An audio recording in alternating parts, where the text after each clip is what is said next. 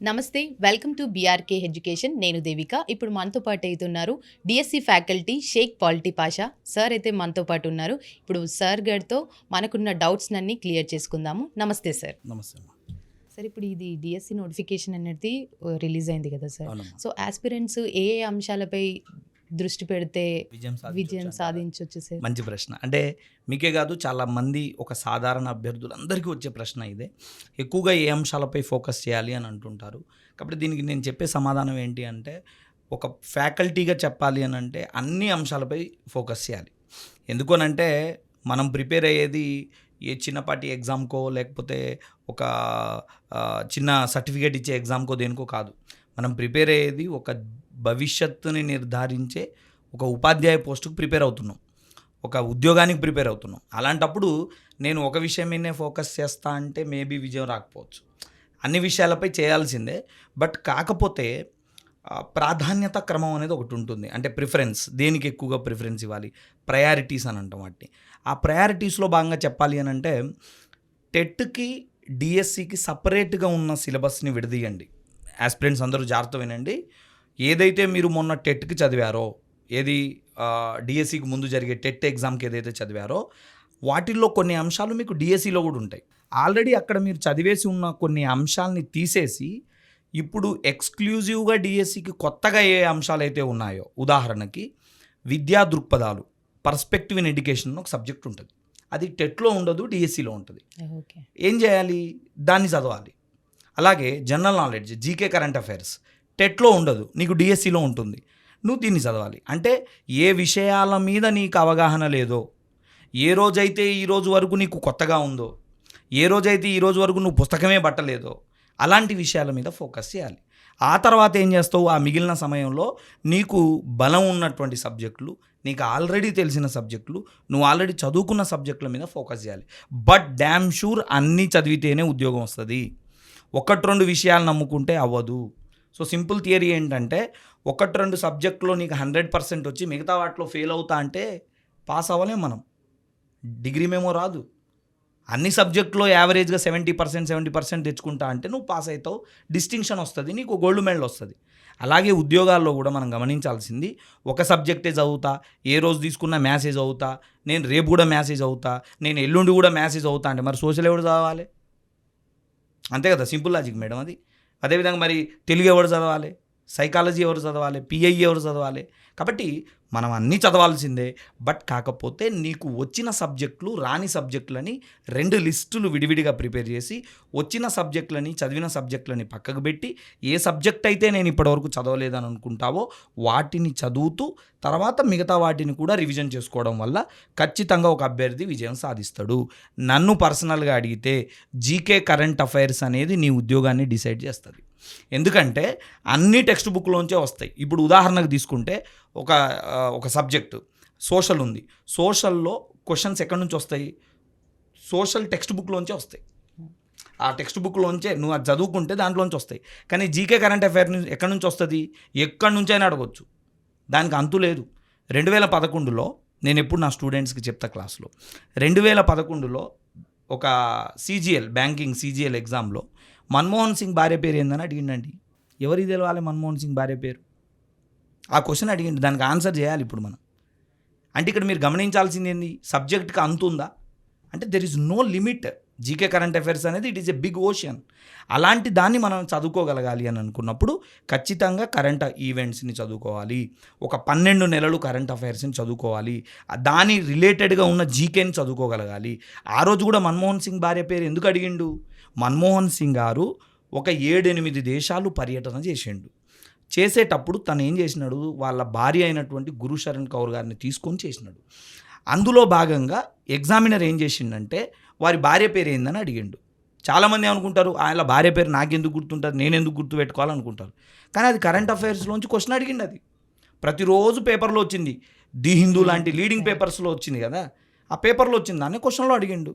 కాబట్టి GK current affairs అనేది మీ సబ్జెక్ట్ని డిసైడ్ చేస్తుంది, మీ ఉద్యోగాన్ని డిసైడ్ చేస్తుంది. అలాగే మెథడ్స్, అలాగే కంటెంటు. కాబట్టి ఇప్పుడు మీరు అడిగిన ప్రశ్నకు సమాధానం ఏంటంటే అన్ని సబ్జెక్టులు చదవాలి.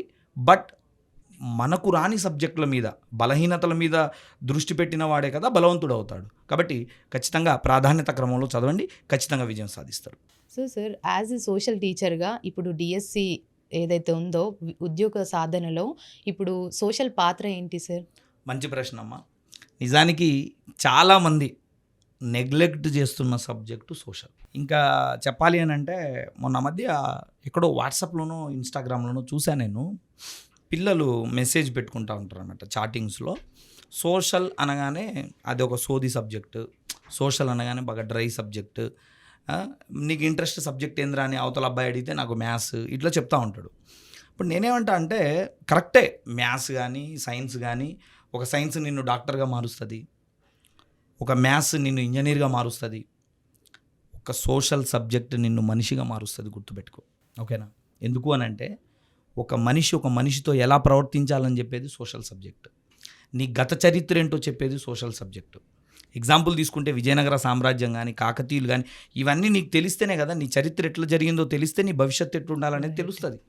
అవునా కదా? ఇప్పుడు మన తాత ఎలా నివసించిండు, మన నాయన ఏం చేసిండు, మన నాయనకున్న ప్రాపర్టీస్ ఏందనేది ఏం తెలుసుకోకుండానే మనం ఇప్పుడు పాస్ట్లో ప్రజెంట్లో బతకగలుగుతామా? లేదు కదా. సో ఖచ్చితంగా కూడా సోషల్ సబ్జెక్ట్ అనేది ఒక మనిషిని మనిషిగా మార్చే సబ్జెక్టు. ఇక మీరు అడిగిన క్వశ్చన్ ఏంటంటే డిఎస్సిలో సోషల్ పాత్ర ఏందని. డిఎస్సిలో సోషల్ పాత్ర చాలా గొప్పది మేడం. నిజానికి మార్కులు వెయిటేజ్ తక్కువే, ఒక 8 మార్కులే వస్తాయి. అది కూడా ఏది, history, geography, economy, civics, social methods అన్నీ కలిపి ఒక 8 మార్కులే. కానీ చాలామంది మిస్టేక్ చేసే సబ్జెక్టు సోషల్ సబ్జెక్టు. ఎందుకంటే సోషల్ సబ్జెక్టులు మీరు చూడండి నాన్న, ఆంధ్రప్రదేశ్ ప్రభుత్వం టెక్స్ట్ బుక్స్ని మార్చింది. ఎన్సీఈఆర్టీ టెక్స్ట్ బుక్స్ ఏవైతే ఉన్నాయో వాటిని మనం యాజ్ ఇట్ ఈజ్గా తెలుగు ట్రాన్స్లేషన్లో టెక్స్ట్ బుక్స్ని పెట్టుకున్నాం.